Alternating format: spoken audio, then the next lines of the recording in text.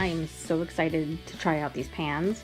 This is pans by MasterPan and heavy duty griddles. You can see this one is, this is what it says, use on any heat source, superior non-stick, no lead, no how do you say that word, guys? Cadmium, no PFOA. I know that stuff must be all important since it's saying no. It's a ribbed grill, right? Thick base, lifetime guarantee, cast iron. So this is one of the pans. You'll be able to get these soon in all stores. This is MasterPan. This is the one that me and my friends are most excited about. Cook a full meal, right? That's crazy. There's all these places for you to, look at that, a whole freaking meal here. Free cookbook available online. The same thing, non-stick skillet, needs only one burner. Look at that, is that cool? This is the one I'm using this morning. I've been really excited to use these. My husband as well. He can't wait. And then, this is the cover, which can fit on all of them. I'm going to take them out of the package now. And this is the 2-section skillet. Maybe I'll use this one today. This may be a little easier for what I'm making. Cool. Flat skillet with the ribbed grill. You cook literally, come on, this is a whole meal. Right now I'm going to make my son a ham steak.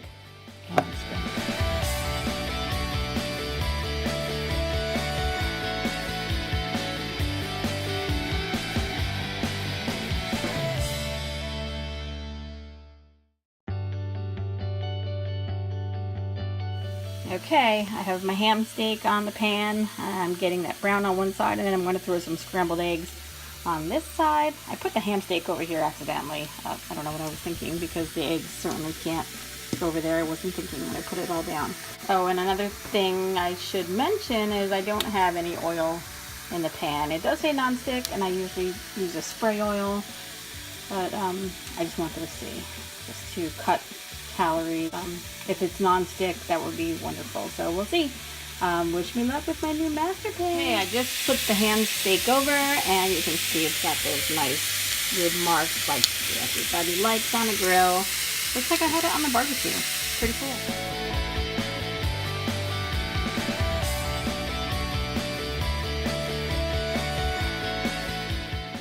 Okay, the reason I'm doing a voiceover here is because I was moving the pan around. It made a lot of noise on the stove, so it was very loud. This is the pan after I cooked the ham steak and the eggs.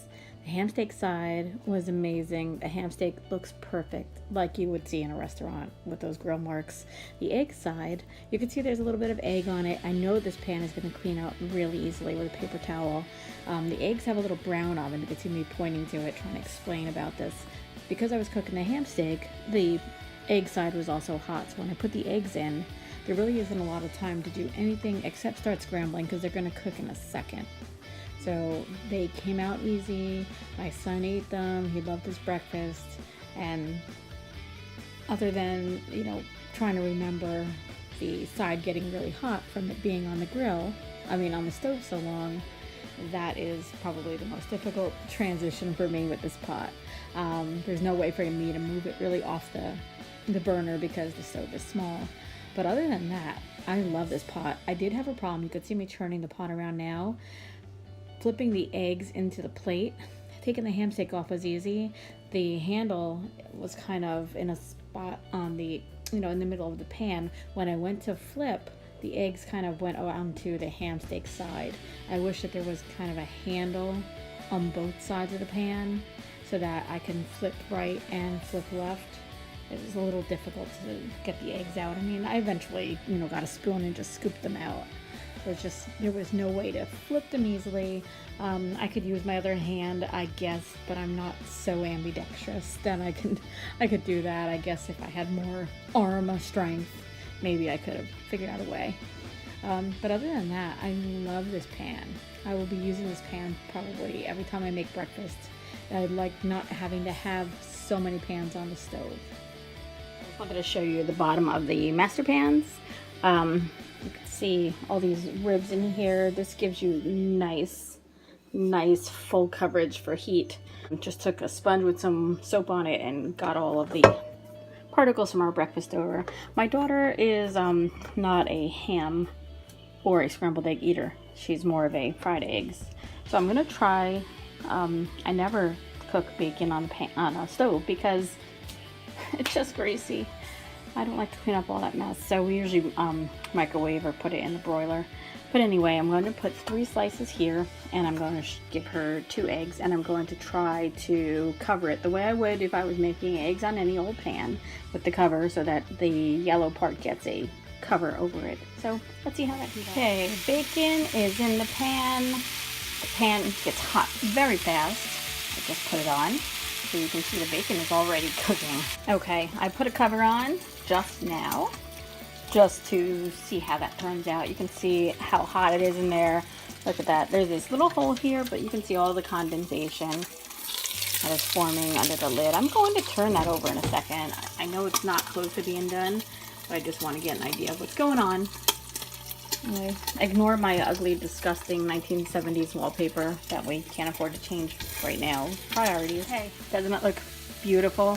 Right, my bacon is almost done. My eggs are definitely done. That was with the cover on. They have to come out. Otherwise, they're going to be too hard in the yellow part. And she won't be able to. You can see the eggs came right out. Not much left on that one. This one was perfect. This one right here. Left a little bit, but I think that's going to come right up with a paper towel. Bacon is still going. Try to give you one more time. There it is here. Oh, look at that. It's beautiful. Alright, and I have to say that this was like the neatest breakfast I've ever made with bacon on the stove. That's why I don't cook bacon on the stove.